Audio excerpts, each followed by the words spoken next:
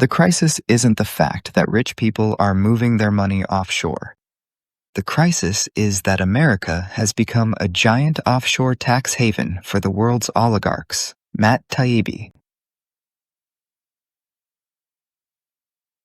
Is America the country club of the rich? Is the United States the most desirable place for a foreign oligarch to live in? Welcome to Analyzing Finance with Nick. In a recent video I did about Trump's gold card visa proposal to give any person who's willing to spend $5 million a green card and residency in the United States, I made an offhand comment where I said America was already the country club of the rich. And that comment sparked a lot of questions, and people wanted me to make a video going into further detail explaining why is America the country club of the rich. In this video, I'm going to explain the 8 reasons why America is such a desirable place to live for the global elites. The first reason is going to be a surprising one. It's the relative affordability of high-end housing. In the United States, we are having a housing crisis in most metropolitan areas where for local citizens, it's rather expensive, particularly for middle and upper middle class people. They are priced out oftentimes of the neighborhoods that they grew up in major metropolitan areas. But compared to other parts of the world, especially relative to local wages, American housing doesn't look quite as expensive. And if you look at it on a cost per square foot basis, even the most expensive cities in America trade at a relative bargain compared to their equivalents in other parts of the world. Like an example of this would be in Los Angeles, where the average for square foot is about $526. And in the high-end areas, such as Beverly Hills, Newport Beach, and Bel Air, it's anywhere from $1,000 to $3,000 per square foot. But that's a lot of money. But if you compare it to, say, like the top areas in London, they are closer to $2,000 to $5,000 USD per square foot. And in Paris, it's $1,500 to $2,500 to square foot. And in Switzerland, it's anywhere from $2,200 USD to well over $3,000 a square foot. And Monaco is $5,000 to $6,000 per square foot. And high-end Asian cities, it's not much different. Singapore is about $2,500 to $3,500 per square foot. Hong Kong is about $4,000. Shanghai, where wages are considerably lower than some of these other places, it's still about the same as Orange County, California, $2,200 per square foot. And in Tokyo, it's $1,500 to $2,500 per square feet. And this is with the dollar trading well over 10%, and actually in most countries at over 20% above its purchasing power parity. So if the dollar was back to its historical levels, U.S. real estate would look even cheaper. And I'm comparing LA, which is the second or third most expensive major metropolitan area in the United States. If you look at, there's plenty of very luxurious neighborhoods and much more affordable metros that attract a lot of foreign expatriates, whether it's the wealthy neighborhoods in Houston, San Diego, Miami, or greater DC. Like, these aren't as expensive as like some of the most prestigious gateway cities, but they still offer the same high-end luxury lifestyle as a lot of these international cities. And then it's not even just price, it's also just the space.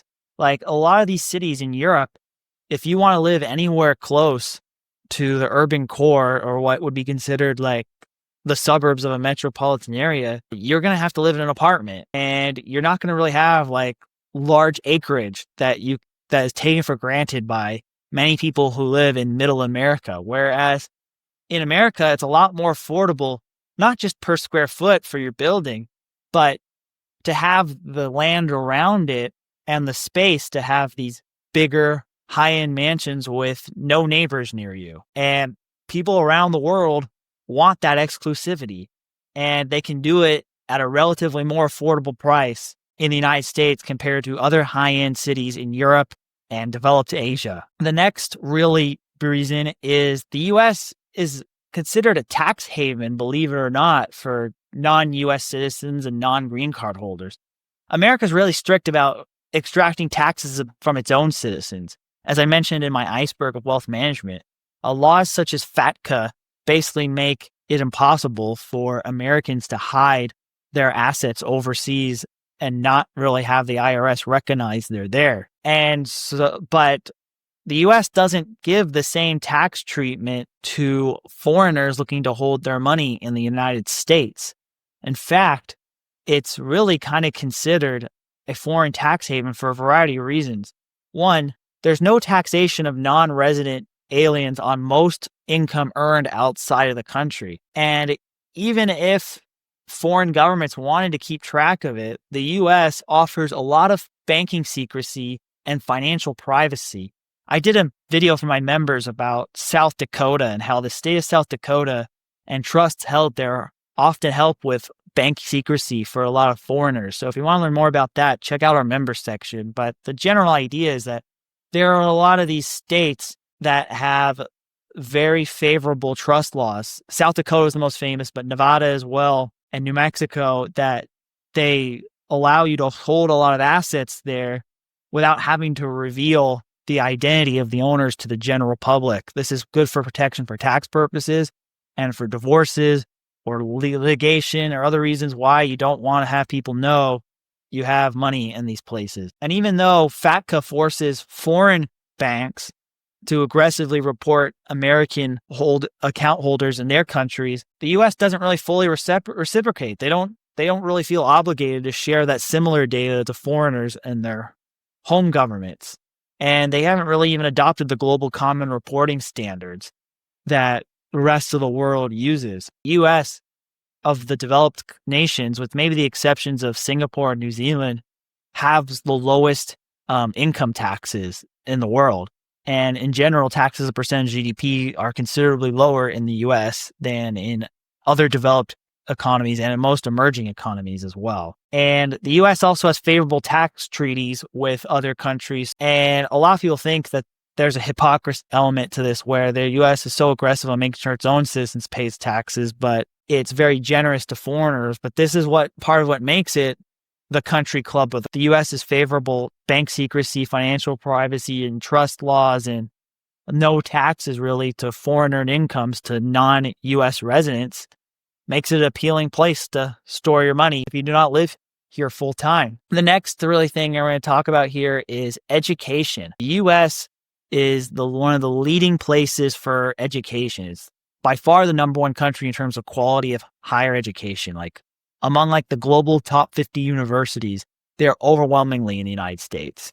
We have elite schools such as the Ivy Leagues, Stanford, the UC system, and a variety of other elite institutions across the United States that a lot of international students and children of the elite attend. And it's very popular. And a lot of U.S. universities want to bring in, particularly state universities, want to bring in international students because since they pay higher tuitions, they often subsidize the cost of running the university for local American students. And as a result, it's often a lot easier for international students to get in to these top universities because they are helping finance the costs of attending the universities. I think the schools such as the Ivy Leagues, they're super selective no matter where you come from. So it's not really the case for those, but I'm talking more about the next tier under that, where they will often prioritize a wealthy international student due to their ability to pay. And since money is the main barrier, unlike in other countries where the elite universities are restricted to people born into certain social classes or having certain political connections, it's a lot more accessible to get an elite education in the United States versus a school of similar quality in your home country. And it's not just college too, the elite boarding high schools, such as the Cates and the St. Paul's and all the other elite Northeastern and West Coast private boarding schools also have a large chunk of international students who go there to send their children there, not just because of educational quality in America, which these generally are very good educational institutions, but also for socialization and to build a network, not only with the American students there who often are from elite families themselves, but other international elites who send their kids to these schools. So it's kind of the country club vibe to build the old boys and old girls club as early as your teen years through these elite boarding institutions. And the elites of the rest of the world want to join the American elites at these places. And the other thing too is these schools, especially in the boarding high school level, are actually more affordable in America than they are in many other countries. Like the elite boarding schools in America cost about the same as like a tuition at a private school in the United States, so anywhere from $50,000 to $70,000 a year. Whereas the same level of boarding schools in Europe will cost considerably more. They are well over 6 figures USD. And so it's actually a value play as well, at least for wealthy parents wanting to send their kids to a boarding school. You're getting more bang for your buck by doing it in the United States versus in many European nations. So education is a big driver. And the networking effect of these elite international students, meaning the elites, whether in terms of high social class or the best and the brightest in terms of academic talent in the United States, helps create a more cosmopolitan social network that will serve them for the rest of their lives and help them be integrated into the social circle so it really truly can be part of the country club of the rich. Next really thing after education is you have geopolitical security. The US, the dominant military in the world, the risk of a foreign invasion of the United States is close to zero. They also has very strong property rights, and the risk of your assets getting seized is extremely low too. So that perception of safety is a big attractor of foreign elites, especially if their country is going through local political turmoil or is too close to a hostile rival power for their own security. It's probably more appealing to relocate to the United States, where the strength of the U.S. military and the geopolitical power of the liberal international order serves as a means of personal protection and also financial protection of your assets. Speaking of capital, access to capital is another big reason that the U.S. is the country club of the rich.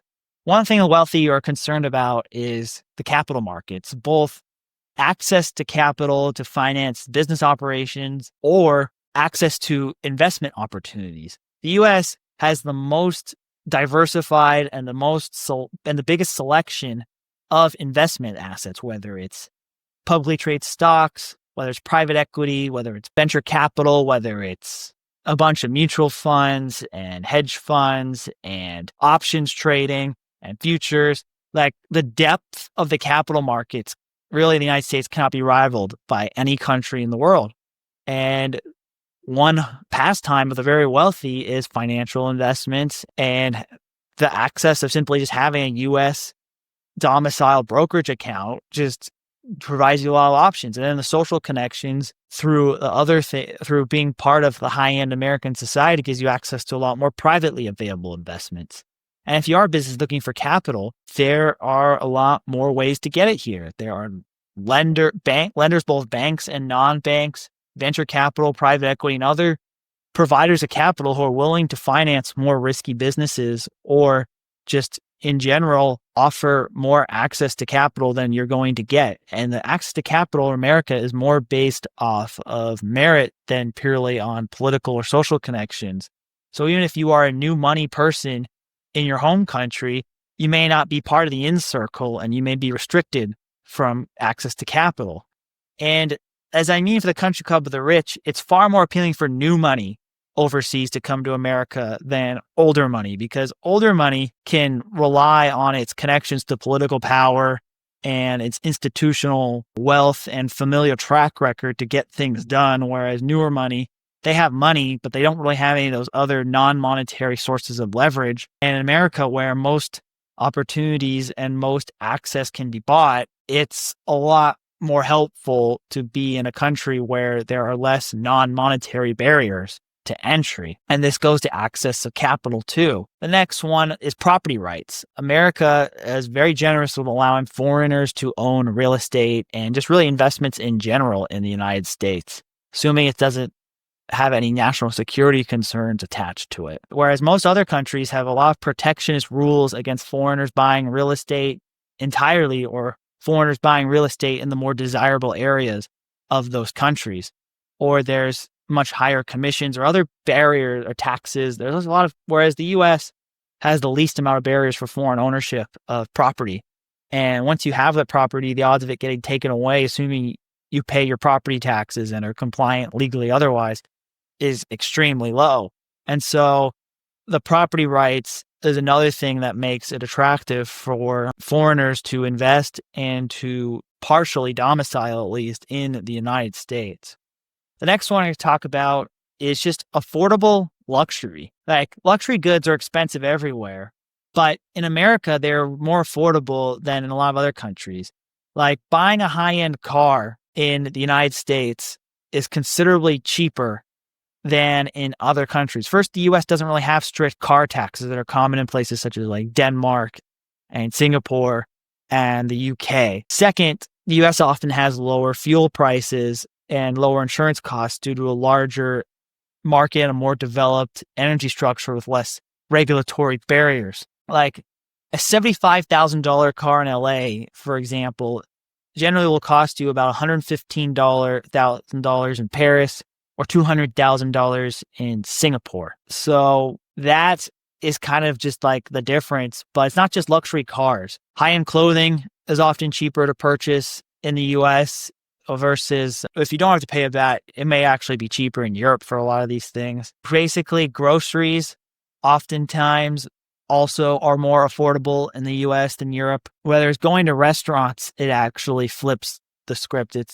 But again, that's more maybe due to a strong dollar. But once the currency markets normalize and the US goes back to purchasing power parity, the US will really trade a considerable discount for things such as high-end shopping, restaurants, services, groceries, just a lot of the basic costs of living. And so you can live the same luxury lifestyle for a relative bargain, especially like if you're living in places that have high levels of public safety. And then the last one is high quality healthcare. If you're a wealthy person, the cost of healthcare is not the concern to you. It's more about, can you get the healthcare and can you get it quickly?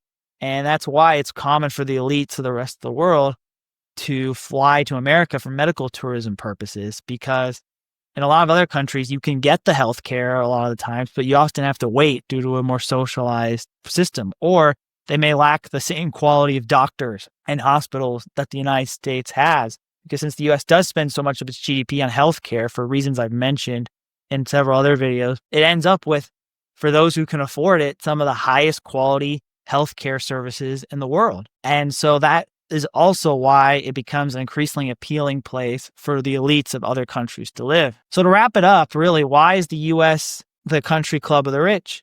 Well, it's because housing is relatively affordable, especially on the ultra high end, and you can get a lot more space, whether just in terms of residential living space or surrounding land around you, especially outside of the core gateway cities. It's often a tax haven for foreigners for various reasons.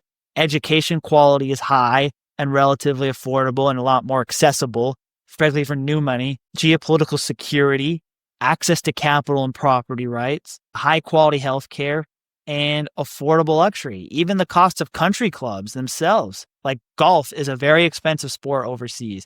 America is the most affordable place in the developed world to play golf, especially on the higher end level of golf courses. And that idea that the fact the country club itself is relatively more affordable than in other places is kind of a reflection of just how America has developed and designed itself to be a very attractive place for the rich of elsewhere to move to. What are your thoughts on America being the country club of the rich? Do you agree with me in my assessment? Do you think that it is a good thing that America is relatively affordable to be rich? Or do you think too many wealthy foreigners coming to America will price the rest of us out and make life for the middle classes and the upper middle classes uncomfortable or unbearable? I'd love to hear your thoughts on the discussion of this. And thank you for watching.